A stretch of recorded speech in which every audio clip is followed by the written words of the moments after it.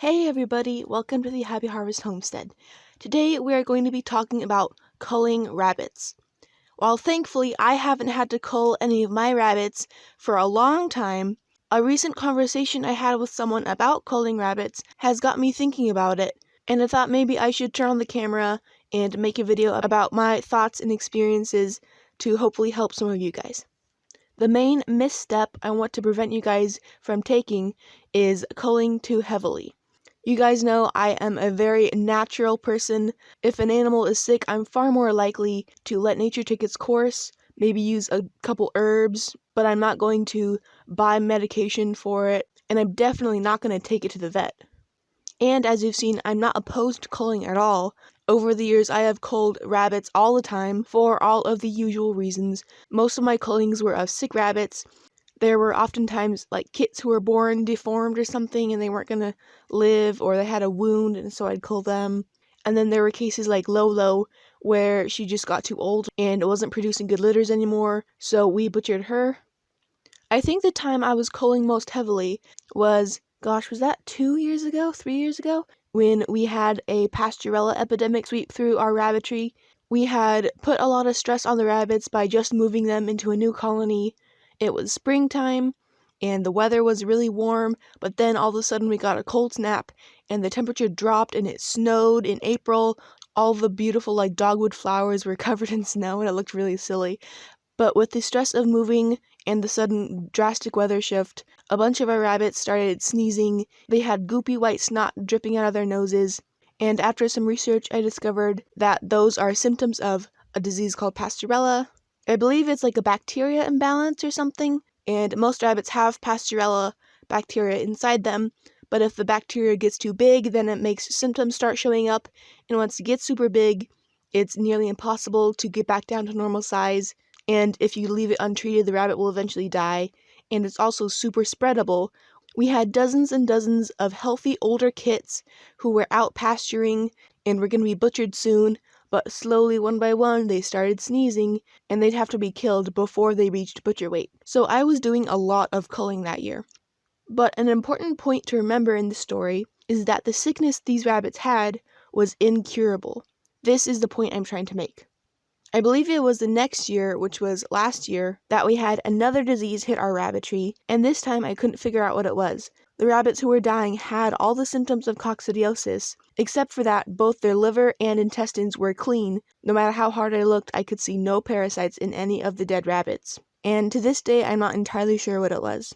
But, similar to the year before, we slowly started having a lot of rabbits getting sick. And last time I had a whole bunch of sick rabbits, I killed all the ones who got sick as soon as they started showing symptoms, and a bunch of my rabbits stayed healthy and didn't get the sickness. Probably because I was so diligent about getting rid of the potential sickness spreaders. So then a person would tend to think, now I'm faced with a different sickness, and what I tried last time worked, so I should do the same thing again. All rabbits who are showing even the slightest sign of being sick I should butcher, so that rabbits who are not yet sick don't get it spread to them, and they stay healthy and continue to live. But here is the key difference that so many people seem to miss. Pastorella is incurable, but this mysterious disease is curable. Though I didn't take any rabbits to the vet or buy them medication, obviously, I didn't even use a whole bunch of natural remedies like apple cider vinegar or giving them a whole bunch of herbs or anything. I was really focused on hardiness and not letting rabbits who needed a whole bunch of natural medicinal help to live. I wanted the rabbits who were strong enough to live on their own. And sure enough, though plenty of rabbits did get sick, there were a good handful who didn't get sick at all. But then here's the really important part. We had some sick rabbits get better all by themselves. They healed themselves. The Pastorella was, I believe, an incurable bacteria infection, but this must have been some sort of parasite. And evidently, for some rabbits at least, their bodies can cure themselves of having parasites. A shining example of this is Acrobat. Most of the rabbits who got sick were kits, but she was one of the few adult breeder rabbits who got really skinny. I thought for sure she was going to die. I was almost at the point of mercy culling her, like I did the other rabbits who I was sure were so sick that they didn't have a chance of surviving. We farmers walk a very fine line between unnecessary slaughter of rabbits who would have gotten better if they would have stayed alive, and mercy culling sick animals who are going to continue to be sicker and sicker and die a miserable death. And thankfully, I made the right judgment call on Acrobat and kept her alive even though I could tell she was suffering. It hurt my heart so bad, and several times I was almost going to end her life because I was sure she was so sick she wouldn't get better, and it would be kinder to just put her out of her misery instead of giving her days and days of pain and suffering, because of course she was going to die anyways, right? Well, as you can see, she's not dead, she's not skinny, she is perfectly back to normal.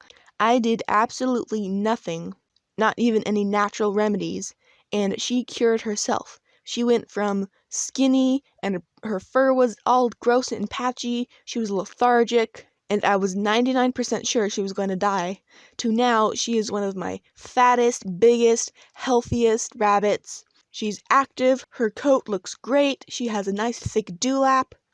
A lot of the rabbits who survived the mystery illness have since died from other things, like Ivanhoe, Ivy, and Elodie. And I think Acrobat and Zuzu are the only two rabbits that I still have that were hardy enough to survive. Zuzu never got sick, Acrobat cured herself. All the other breeder meat rabbits we have I bought after the mystery sickness was pretty much over.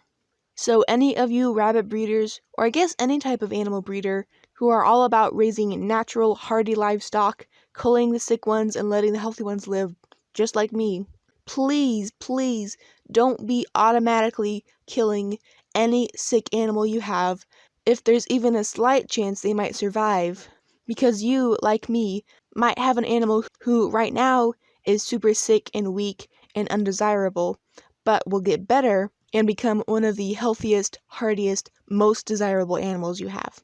Of course, if your sick animal is really contagious, like my rabbits who were sick with Pastorella were, you will probably lean more towards culling than otherwise. But even then, if you can quarantine them off or something and see if they get better, I would suggest trying that.